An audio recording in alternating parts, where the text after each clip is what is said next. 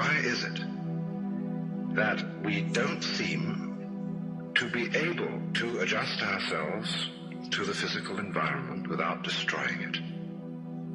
Why is it that in a way this culture represents in a unique fashion the law of diminishing returns, that our success is a failure, that we are building up, in other words, an enormous technological civilization which seems to promise the fulfillment of every wish almost at the touch of a button. And yet, as in so many fairy tales, when the wishes finally materialize, they're like fairy gold. They're not really material at all.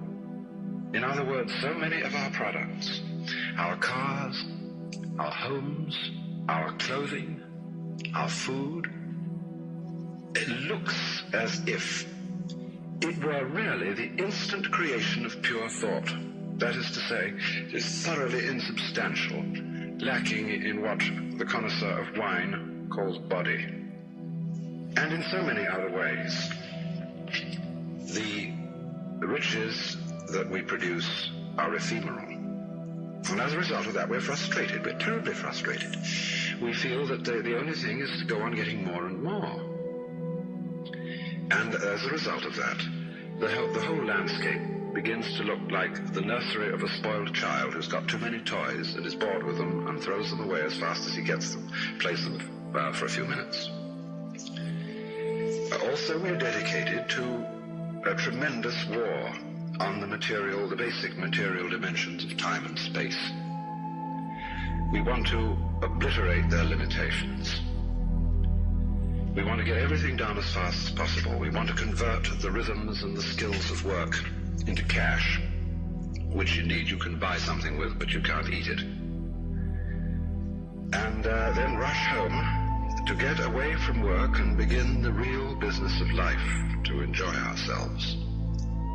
You know, for the vast majority of American families, what seems to be the real point of life, what you rush home to get to, is to watch an electronic reproduction of life. You can't touch it. It doesn't smell, and it has no taste. You might think that people getting home to the real point of life in a robust material culture would go home to a colossal banquet or an orgy of lovemaking or a riot of music and dancing. But nothing of the kind. It turns out to be this purely passive contemplation of a twittering screen.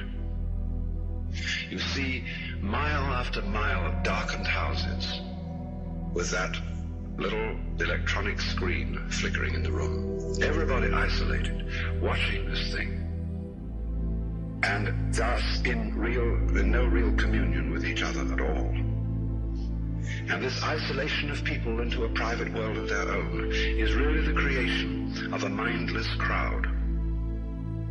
And so we don't get with each other, except for public expressions of getting rid of our hostility, like football or prize fighting. And even in the spectacles one sees on this television, it's perfectly proper to exhibit people slugging and slaying each other, but oh dear no, not people loving each other, except in a rather restrained way.